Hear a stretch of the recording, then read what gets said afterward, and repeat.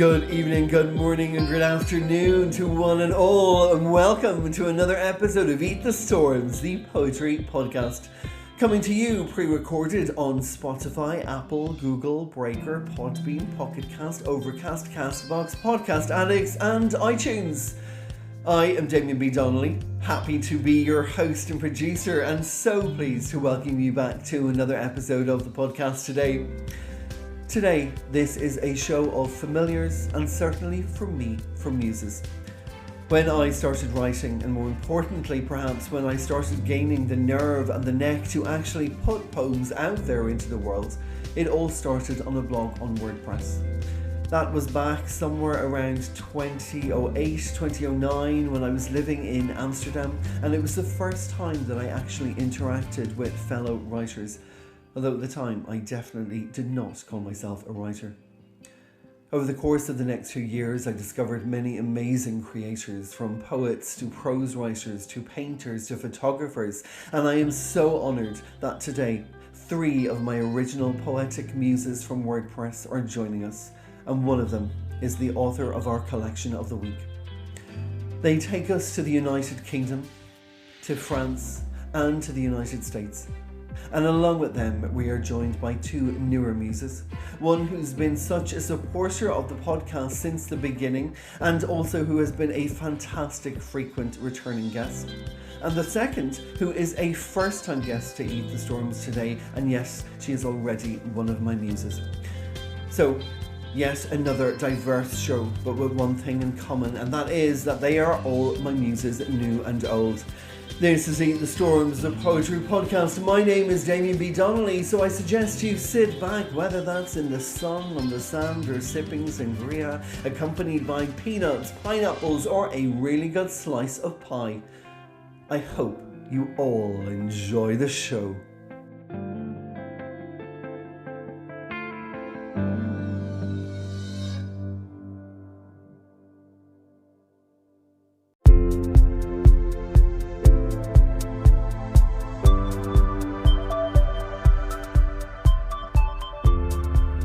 Now, first up today is the WordPress muse who hails all the way from the United States of America and New Jersey, to be more precise.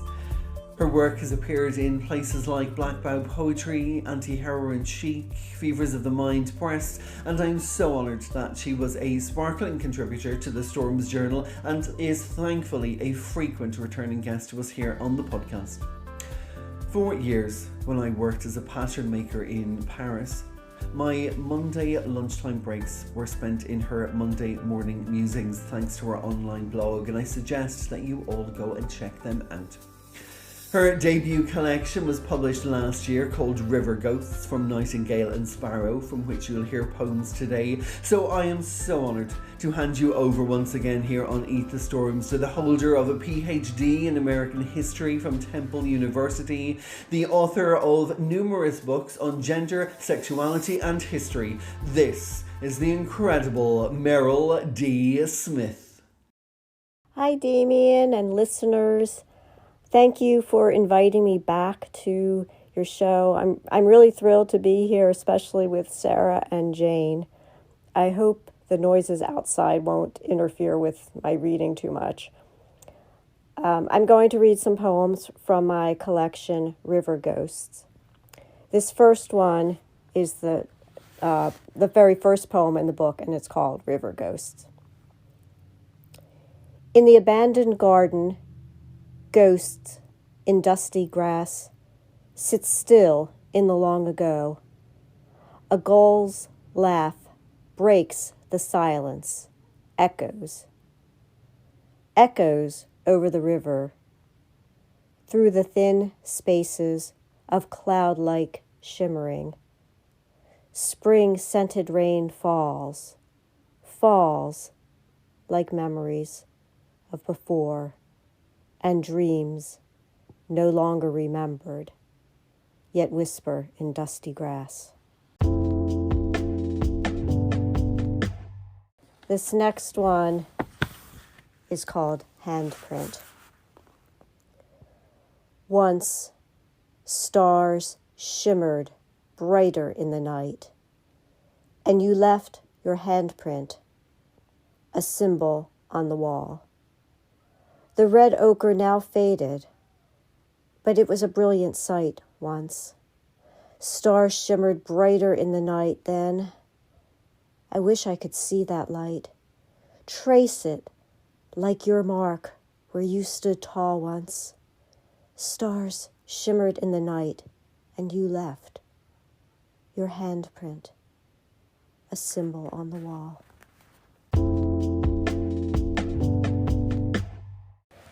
This next one is called Buddha Memories, and it's dedicated to my sister Lori. My parents' antique store was a place of mystery, filled with ancient transients. Though well-groomed, wearing their past glory and future dreams in their faded brocade and gleaming wood. My sister and I romped over scuffed floors and behind curio cabinets, explorers, curators of treasures. The chair, that was really a throne. The dragon figures that breathed real fire, but only if you looked carefully with a child's eyes. We saw wonders, needing to imagine, not to possess, though drawn to surfaces polished by time, the lure of the old. We rubbed the laughing Buddha's belly for good luck. Now, though graying and life-etched, I can still see the fire-breathing dragon and the chair throne. I tell my sister, and we laugh like the Buddha.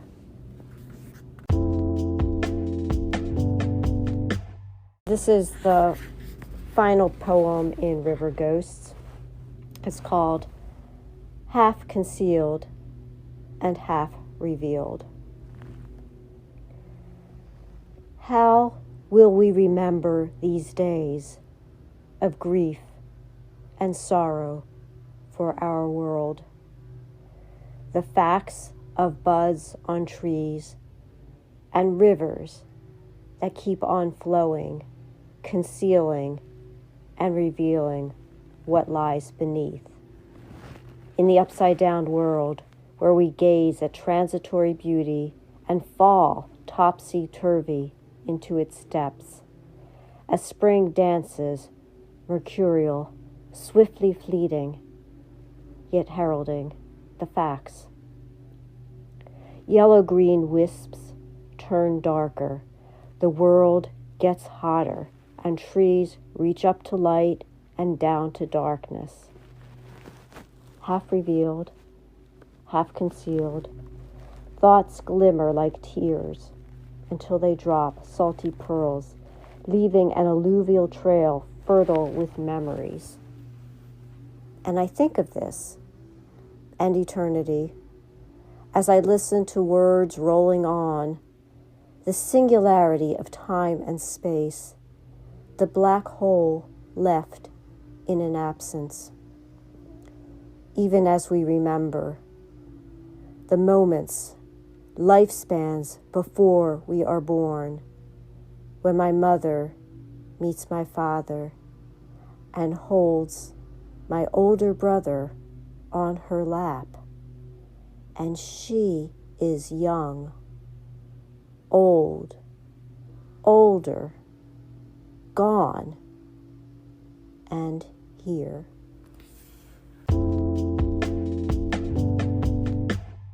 And this is a new poem. It came from an acrostic prompt done by, hosted by Paul Brooks. Confounded Sight. The flapping flight of damselfly, a flitting ballet to human views, but compound eyes, a survivor's look.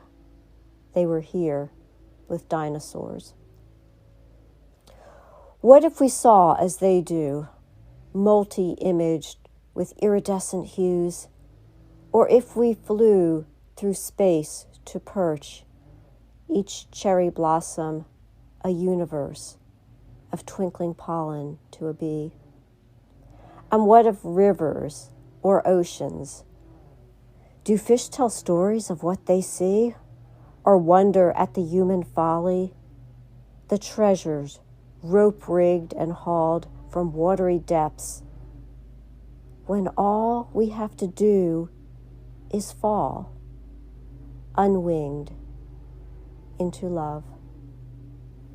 Thank you again so much, Damien. This has really been a pleasure and an honor, and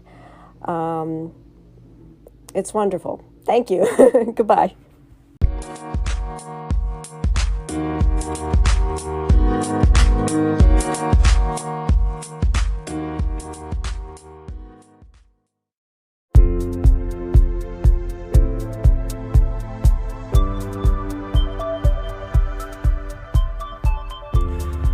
And from one muse to another, I am delighted to say that my next guest is the author of our collection of the week here at Eat the Storms, thanks to her debut poetry collection published by She Press called The Crow Gods. She has been a guest on the podcast multiple times, is a contributor to the Storms Journal, along with Spelt magazine and anthologies from Black Bough Poetry, Experiments in Literature, and also the anthology from She Press. As I said at the beginning, I met her first on WordPress, where she was one of my trio of muses introduced to me thanks to my third guest today, and I have been an admirer of hers ever since and have been so honoured to take part in two of her Christmas advent calendars, those poetic extravaganzas. Now, just before I introduce her, I'm just going to read you a little bit from the blurb I wrote from that debut collection. Connor writes, "That bitch courage never shows. None of us are brave. It's just that we keep going. If that's the case, courage doesn't know the strength she's missing. Extraordinary what a single bird can carry, how far the wing can take us, the resilience of the beat within the breast. This might be a first chapbook, but we are far from novice territory here. I've bookmarked this into the memory." Joining us today from Devon in the United Kingdom, a former child psychiatrist and now acclaimed and most beloved poet. Reading from that stunning debut collection, The Crow Gods, this is my mighty muse, Sarah Connor. Hi Damien, thank you so much for having me on your show. It's always a massive thrill to be here. I'm Sarah Connor, and I'm going to read you 3 poems from my first chapbook. The book's called The Crow Gods, and it's published by She Press. That's SIDHE for the non-Celts among you. This is being human. This being human is all about telling stories. It's travelling in a twisting caravan across the desert, depending on each other for flour, for water, for a soft red blanket, for bandages and apricots. What currency do we have but stories? The story of good morning, how's this for weather? The story of I love you. The story of childhood. The story of how to stay safe, how to eat well, how to survive being lost, how to hold tight to someone's hand. It's whispering our stories at night, the stories of stars, of men and beasts and gods and flaming suns. It's singing our stories as we wash our plates, as we wait for tea to brew, as we clean our shoes. It's shouting our stories in anger. It's crooning them in love. It's sitting silent round the campfire, listening. We are stories, wrapped and tangled, offered with love or fear or laughter. This telling stories is all about being human.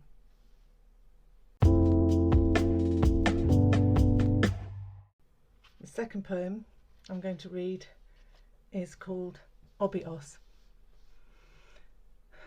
Masked, I'm mayhem, mischief. I'm grab and run. I'm green shoots rising. I'm rain on dry soil.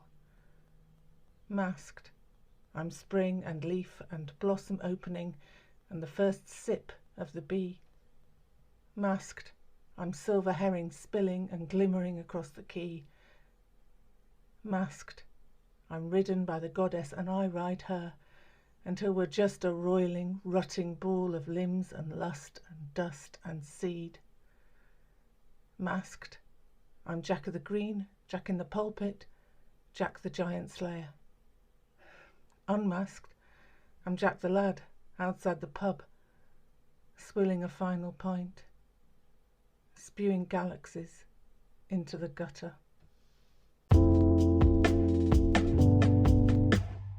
And finally, this is car. This car is full of ghosts, echoes of us, trailing muddy boots, wet swimming costumes, snatched coffees.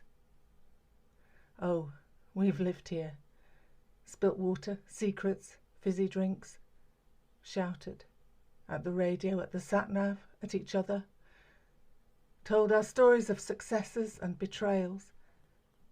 We've slept here, heads lolling on the long road north. We'll clean it out before we sell it. Gather up old receipts for faded clothes, stray Lego bricks and crumbs and seashells that we gathered and forgot about. Perhaps the future owner will still feel us there, a waft of wood smoke or of chlorine or ice cream's vanilla kiss. Perhaps a giggle or a grumble from the back. Or perhaps the radio will play an old Ed Sheeran song and we'll be there singing along, some of us out of key or out of time, still driving down these country roads.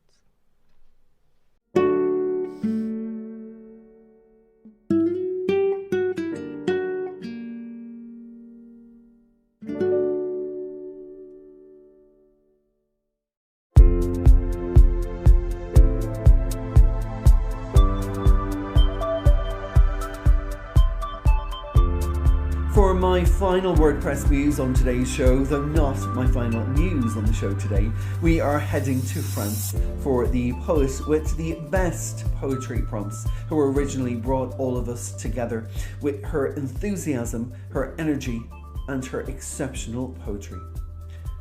I followed in her shadow to the streets of Paris just as she moved off to the south of France. She is a poet and a novelist, a Pushcart Prize nominee with work in places like the Ogham Stone, the Euphrastic Review, Nightingale and Sparrow, Blackbound Poetry, Ink, Sweat and Tears, and of course, the Storms Journal.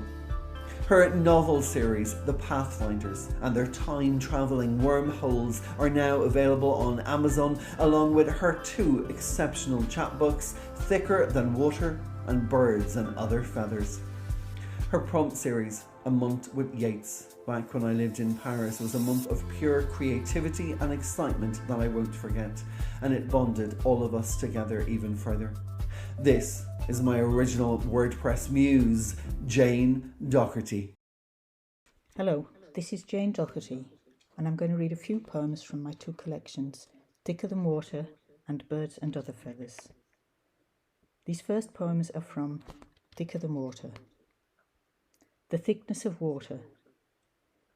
Sea coils in shells and stone walls, clouded air, the steely depth of rain and the saturation of thirsty earth in spreading waterwords that we stomp in puddles with childish feet. It lies like blanketed rock, its wavy sedimentary lines layers of time riddled with shells, rising and filling the satin fragility of flesh with the thick sweetness of honey from sole of foot to lips. And when I taste the taste of you, it is the layered, shell-sprinkled tang of all recorded time. The next poem is called Ophelia. Take me to the river, she said, and her mouth filled with tears, blossoming hot and red as heart's blood, or never, never flowers. He smiled and took her in his arms, carried her to the narrow boat and set her down. "This will be better than the dark," he said, and filled the boat with flowers. He never asked if she saw his dark, never considered she had thoughts at all. "Take me to the river," she said, "where sunlight dances in golden points and damselflies hover, gaudy jewels." So he did, and they did, for a moment at least, before he brought the dark. The next poem is called When I Am Old. When I am old, I am already grey, the silvered strands as rich and thick as black. This quiet landscape, rainy green, will stay, though threads of fading memory grow slack. When I am old and have no fire's glow to coax the blood to frozen fingertips, I'll think of those raw days of long ago, and how you warmed the magic with your lips. When I am old, and these hills are the past, our lives encompassed by some city cell, I will recall how we walked to the last the ways of love, strong as the ocean swell, and nothing in the din, the grey streets throng, will ever dim the sound of blackbird's song. This is inspired by a phrase from Joyce's portrait of the artist.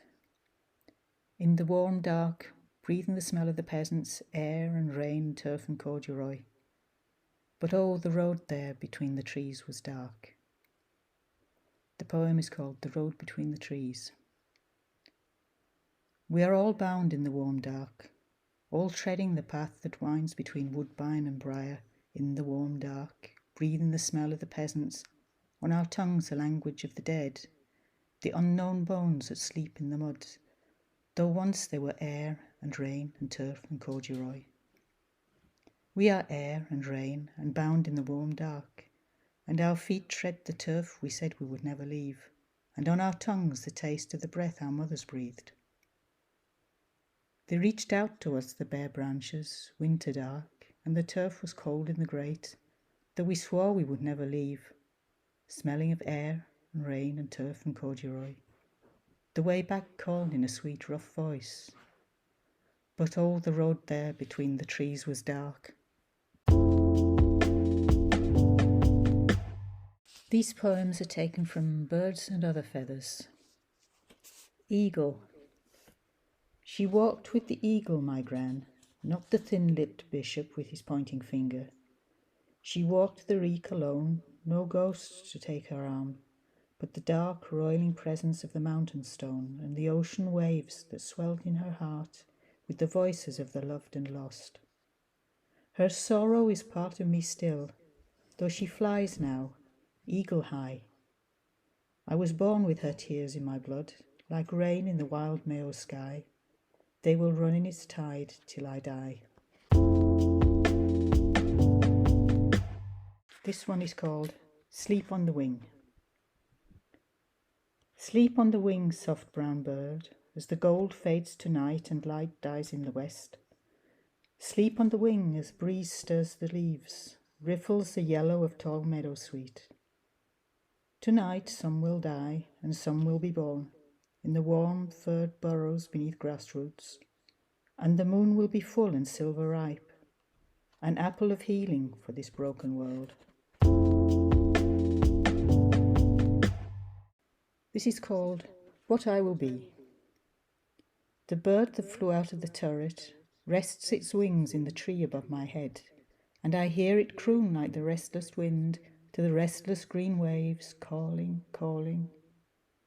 In the silence of middays, some are still clinging, when the leaves are hanging like weary hands. To the house with the turret among trees hidden, I turn with the song of the bird in my head. I turn to the house among tree trunks hidden, among tree boughs hidden, and make a vow that the bird, the song, and the summer hush that beat like the wings of night-pale moths will sing with the dark, the nightingale's song, gentle as moths by the dark stream flitting, and I'll be the song poured into your ear, the wings of the bird to bear you away. and this is called The Rose in the Night, the second part. The rose came in the night and sang of blackbirds and a bloody dawn, and waves that rose and drowned the sun, that swallowed sky and rained upon a land of sadness full of tears. Thousands more, too many times the tides have ebbed and flowed again, and still they come and still they die. How many more before we're done? Through the mist a song is sung, a thrush weeps where the rose is hung.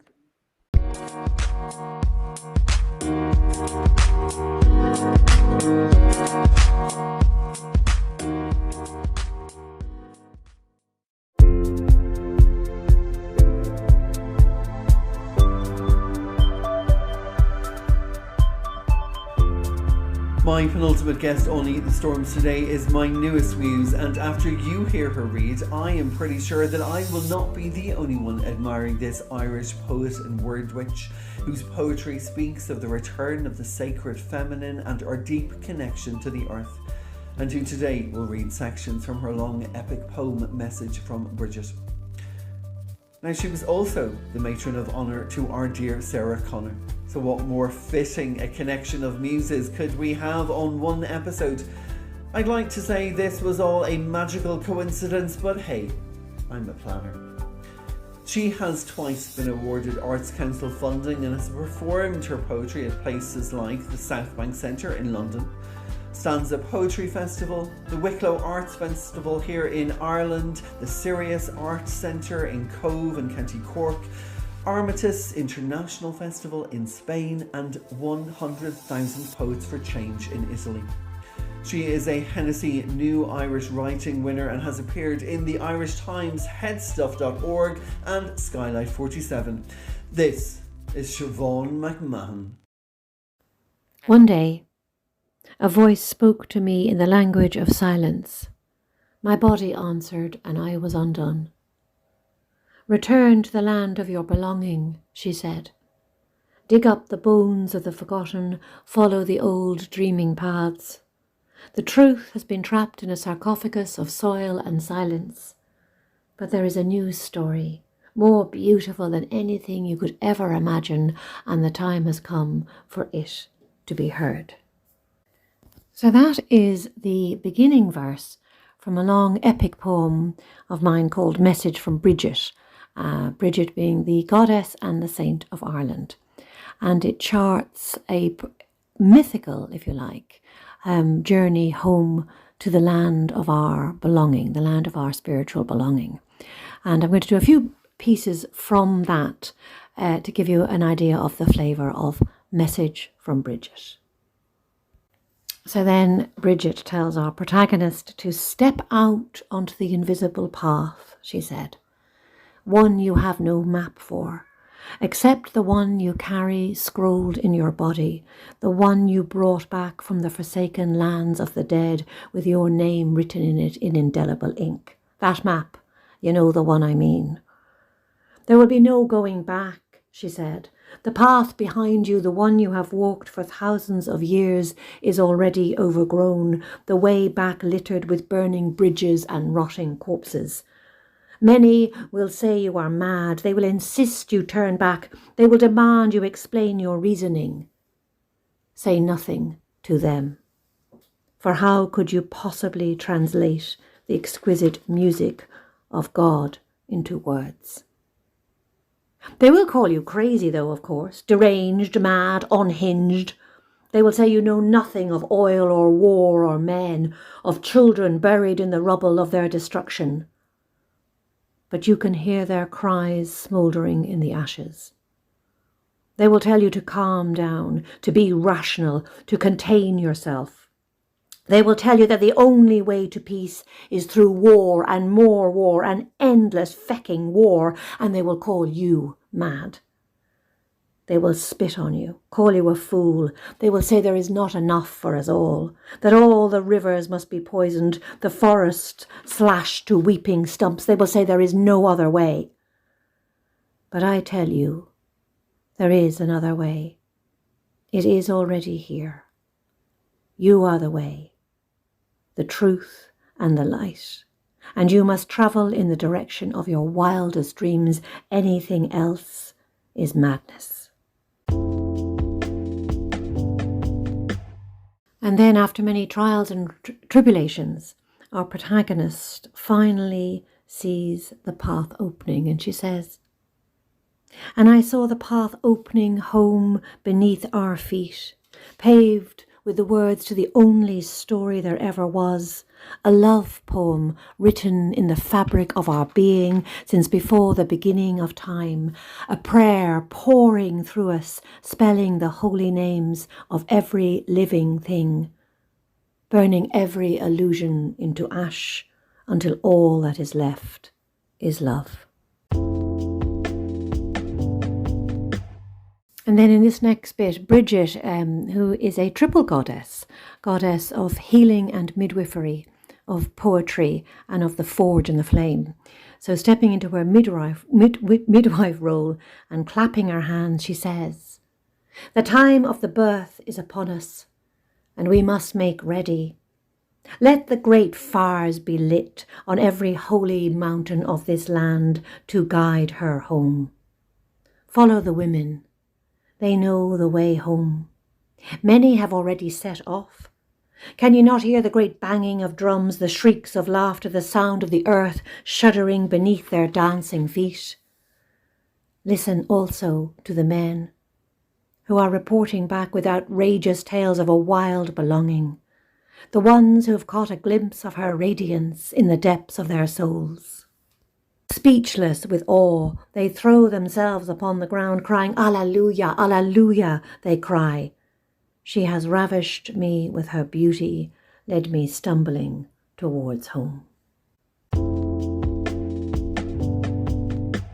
And then finally, towards the end of the piece, Bridget, goddess and saint of Ireland, lays her cloak around our protagonist's shoulder. Now, the cloak of Bridget is a very famous symbol or emblem of Bridget. It's a cloak and a mantle of protection. And so it goes, "And then she wrapped her cloak around me, and I saw that it was made new again. I saw the generations of women working in the dark, mending the torn fabric of our broken world with their invisible thread, teaching their children the exquisite patterning of love, the delicate stitching of hope. And I saw how she had sewn heaven into the muddy hem of the earth, woven the worlds together, embroidered with eternity. And I saw the cloth on Brat Bridge, spilling from her arms, acre upon acre of it, unfurling as far as the eye could see, shimmering with song." And so finally, after all her trials and tribulations, our protagonist agrees and knows that she will be given all the support she ever needs to bring the message of Bridget into the world. And she says, "Yes, I will. Do with me what you will." And she delivers the final verse, which is the message from Bridget. Message from Bridget to the keepers of her flame. "At first you will speak in a language outside the margins of knowing. Your words will fall on deaf ears and you will feel alone. But be not afraid. Generations have walked this path before you, clearing the way with their bare hands. They have left the memory of my name in stone and bog and soil. Look, there are thousands upon thousands of them lining the path home. And now is the time to remember the eternal prayer of your belonging. Step off into the darkness, and there will be nothing but your loveliness illuminating the path home. For you carry the resurrection in your body. It was there all along, waiting for you to remember. This is your holy work. And I bring a new language where there is no word for fear, where love has 1,000 names spoken in 1,000 wild tongues, all singing at the same time. Jai Shri Bridget, Bridget, Bridget Ma, Jai Shri Ma, Jai Shri Bridget, Bridget, Bridget Ma, Jai Shri Ma.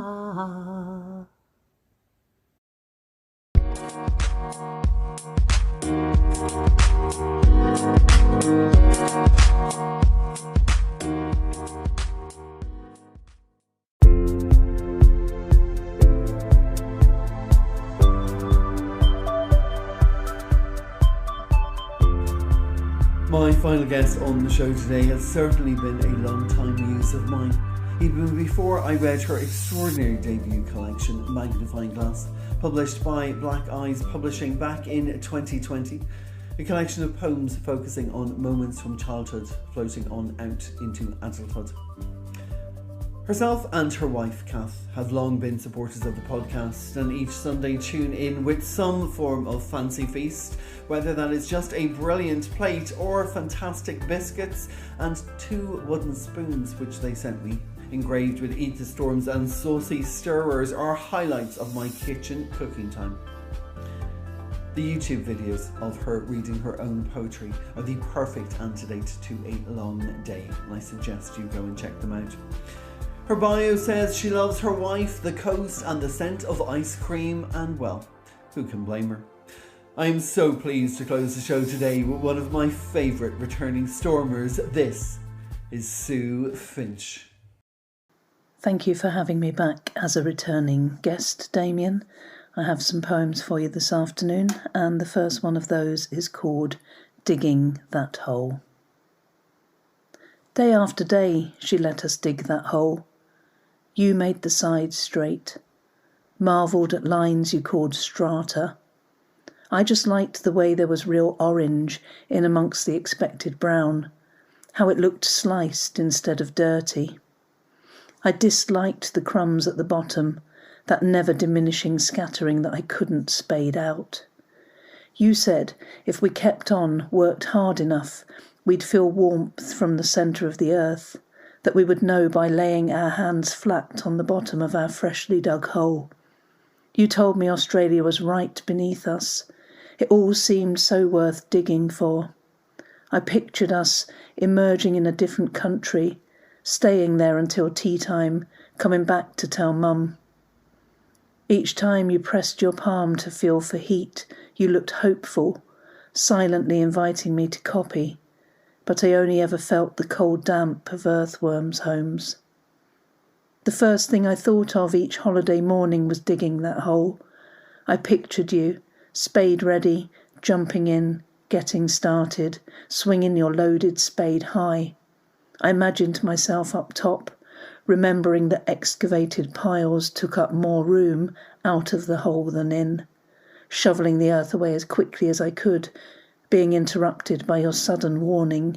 It's hot, the lava's coming.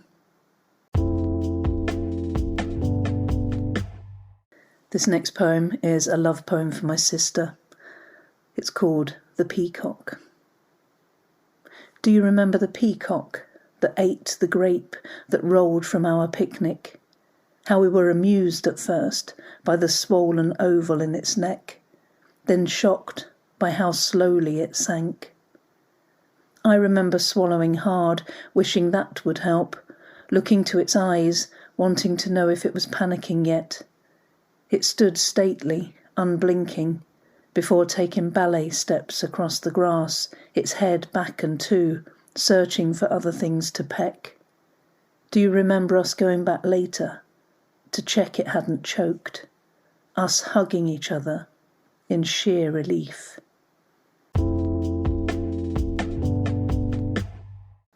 And this poem is about a tortoise that my brother and I had when we were young. It's called She Puts on a Spring Dress the Day the Tortoise Comes Out of Hibernation. Sits with him on a lap. A bowl of water balances on the arm of the settee, and she is dipping cotton wool in. Gently and slowly she works to unstick his eyes, trying to mask the fear that he is not going to wake up, that he has been dead all this time. We watch, not knowing which will fascinate us most. When the flicker finally comes, he empties his bowels onto her lap. We are impressed that all this comes from such a small creature. She sits unmoving as the puddle, now larger than the tortoise itself, begins to seep through her dress.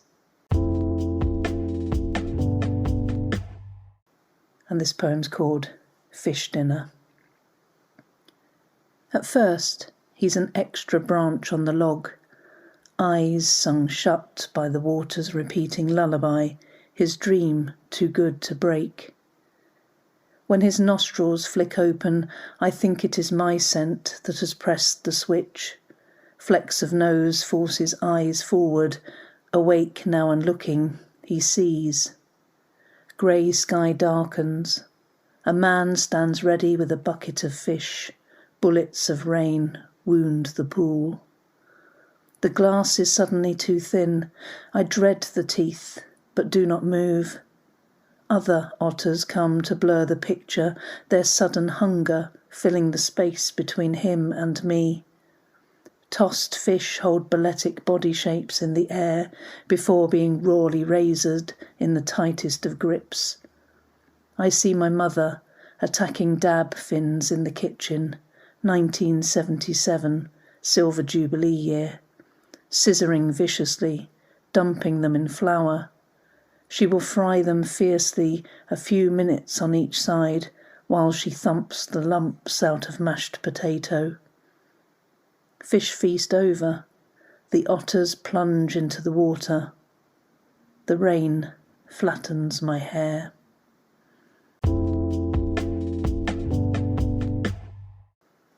This next poem is called Clambake, which is an Elvis Presley movie title, just in case there's anybody out there who wasn't aware.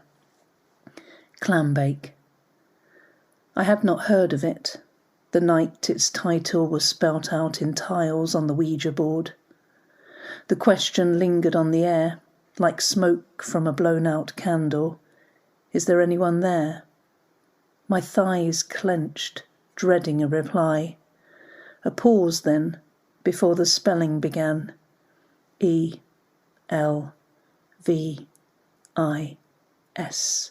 And then Presley, as if the surname was needed as full proof. I loved Elvis. Those movies with the helicopters, his coiffed hair, the songs, the way the crowds went wild while I sat unmoving on my settee. So many things we could have asked when of all the people calling on the dead that night, he chose our glass to slide across the table. Too scared to make a sound, I waited, watched that slow movement to the letter C before the frenzied zigzag to complete the spelling. Which of your movies was your favourite? Such a waste of a question. I wanted to ask if he was happy, and if he was, why was he in our living room? I could never drink orange juice from that glass again. Each time I slid the cupboard door open, I forced myself to check it was upside down. Every day I wanted to smash it, to set the ghosts free. Thank you for listening to my poems. I'm Sue Finch, and you can find me on Twitter. Thank you.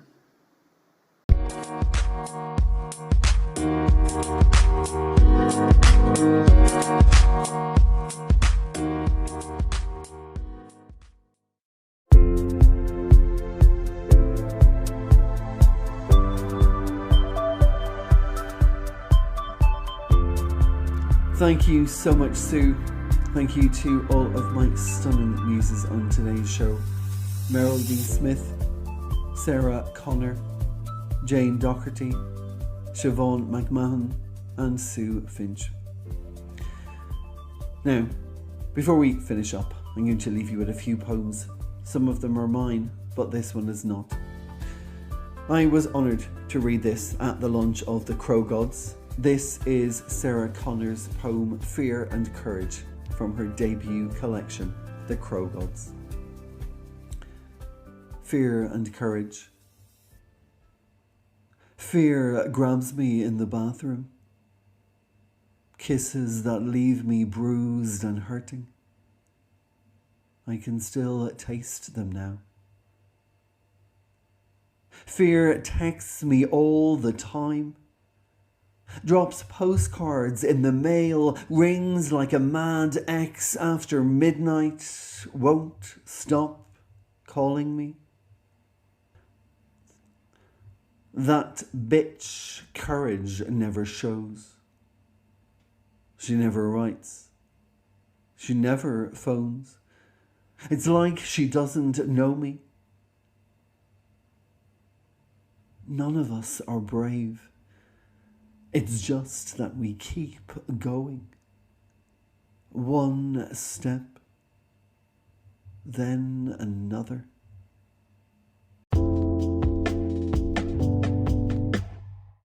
The next poem I'm going to read is also not mine. This time it's from another muse, and that muse is Anik Yerim. The reason I'm reading her poem today is because she is the head of She Press, who published Sarah Connor's The Crow Gods, and so it would not be complete to have an episode today to celebrate my muses without having a poem included from Anik. So I'm going to read one of the poems that she read previously on the podcast, basically because it's about baking. It is from her debut pamphlet, St. Eisenberg and the Sunshine Bus, and this is called German Bake Off, Home Edition. Thank you, Anik, for everything you do for all of us. And just before we begin, a little translation. Fleischküchle is Swabian meatballs, and this pass mal auf dich auf is take care of yourself now. Apologies for my very bad German. German Bake Off, Home Edition. The signature bake.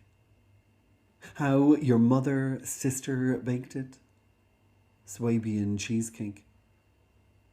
Short crust pastry, no soggy bottoms, no frills, always real quark. Mornings after parties, when breakfast was left over fresh Fleischküchle, potato salad, no mayonnaise, cake. Never a technical. You turned your nose up at the hodgepodge of variations I offered over the years, but always tried and finished them once on your plate.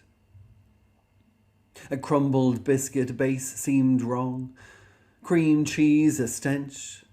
Who needs ill attempts at fruit mirror glaze?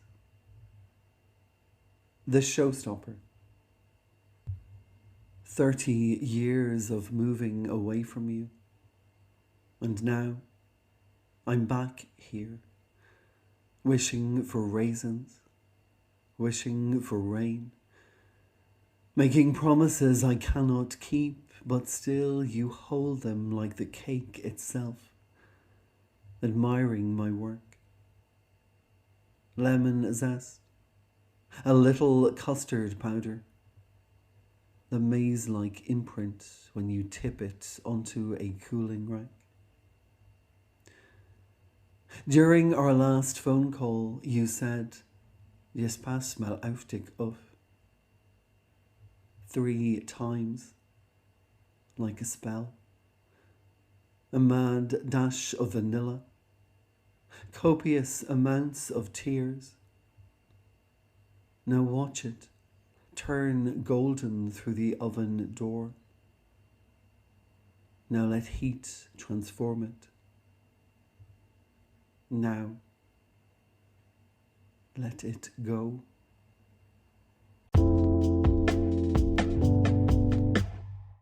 And finally, I'm going to leave you with 2 poems that are mine. The first one is from that fantastic A Month with Yeats, the challenge that Jane Dougherty set us back in November 2017. This was day 7, and the quote from W.B. Yeats was, "Stars, grown old in dancing silver, sandaled on the sea, sing in their high and lonely melody." From Yeats' poem The Rose upon the Rood. And my poem in response was called Through the Sands. And when they danced, she would hold him, her perfume by his face, his hands as her strength, as they waltzed through their current, as the tide swept the shore, through love and labour, through to the firstborn, stillborn, through to the twins who stopped the tears and the girls who tied the bows, as the sands slipped through time and the pace became a quick step, through the hands that held and those hips that swayed, through the melody they were making, as they danced through the waves of washing houses into homes, children into strangers, rarely calling and barely remembering. But on they danced, as the red locks swept into silver strands, as the full head turned to bald head on an older head, as they turned to the music now made in the memory, till she left him, finally, one morning in May, as he rose to the sunlight, but she'd been lost to the moonlight.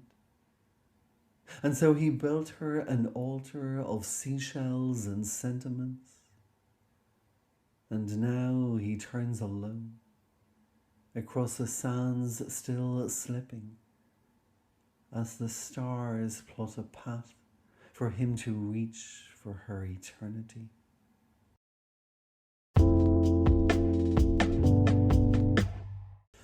And this last one is sticking with W.B. Yeats. This is called Toppling His Tower. What can I lay by the feet of such beauty? What can I offer my love on this land?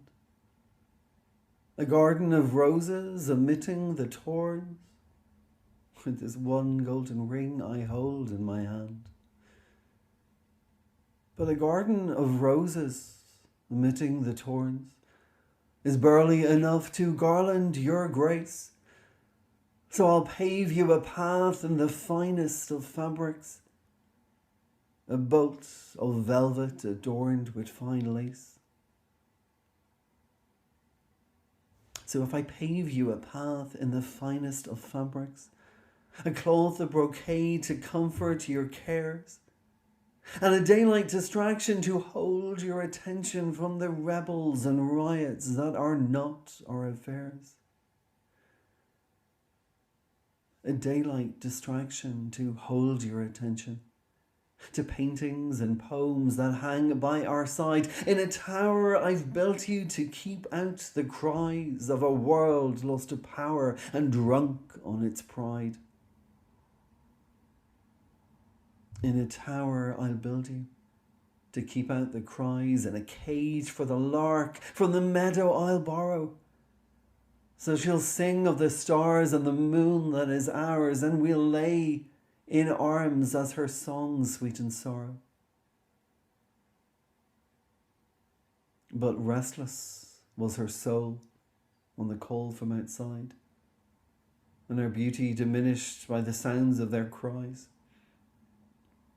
And one day he lost her where his paved path divided, and he cut down her roses with tears in his eyes.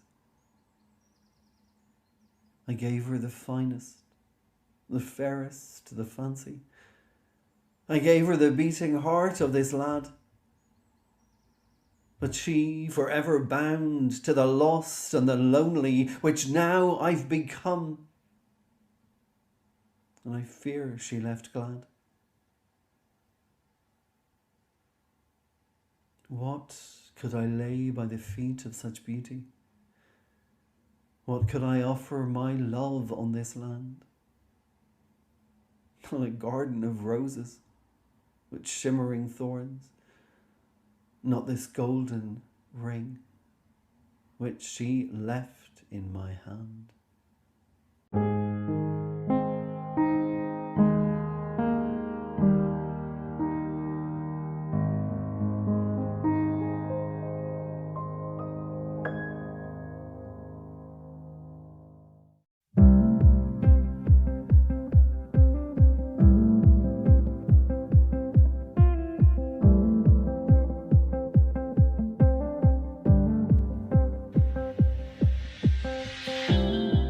Well, how is that for an evening, afternoon, or perhaps even morning here at Eat the Storms, the poetry podcast, which has now come to the end of episode 4, season 7. A podcast episode packed with muses and poetic legends, new and old. Thank you so much to my incredible guests. They have been the magnificent muses Merril D Jane Dougherty, Sue Finch, Siobhan MacMahon, and, of course, the author of our collection of the week, The Crow Gods, published by She Press, Sarah Connor. And also, a huge shout out and thank you to the equally marvellous Anik Yerum, poet and now publisher over at She Press. And of course, it goes without saying, it would be impossible to be here without all of you, the listeners, for tuning in. Whether that has been on Spotify, Apple, Google, Breaker, Pocket Cast, Overcast, Castbox, Podcast Addicts, iTunes, or any of the podcasts where we are now freely available. It means the world to me to know that you are out there on the armchair, on a beach, on the roof, in your car, tuning in and keeping us company. Now, if you have indeed enjoyed the company that you have heard today, then please head on over to www.eatthestorms.com, click on the podcast section, and there you will find a blog post for every episode. As I said, this was episode 4, season 7, and in that blog post you will find photos, bios and social media handles and website links to find, follow and be fans of all our stores. And of course, you will also there find a link to the books, especially to The Crow Gods, our collection of the week from Sarah Connor, just in case I hadn't mentioned that already. I'd also like to do a shout out and a thank you to WordPress, who originally brought us all together, and also, of course, to the long left legend that is W.B. Yeats. Now, it may be the 10th of June, or perhaps it's much later, depending on when you've tuned into this pre-recorded podcast, but there still might be time for you to submit to The Storms, our journal of poetry, prose and visual arts, and it's issue 3, which myself and the fantastic Nitty Casa are eagerly awaiting all of your submissions. So while you're over there at the website eatthestorms.com, you can find out all our submission details. Please make sure you don't let this storm pass you by. Unless, of course, you were a contributor to issue 2, because then we've asked you not to submission to issue 3, but indeed to come back to issue 4, just so that we keep a range of visions and voices as diverse as possible. Now, that's all from me today, tonight, tomorrow, whenever it is you have tuned in. Thank you so much for joining us. A huge thank you to our electrifying muses, my fantastic stars of today's show. Thank you to you, the listeners, for being equally majestic. I've been Damien B Donnelly. This was Eat the Storms, and until next time, stay bloody poetic! Oh, thank you.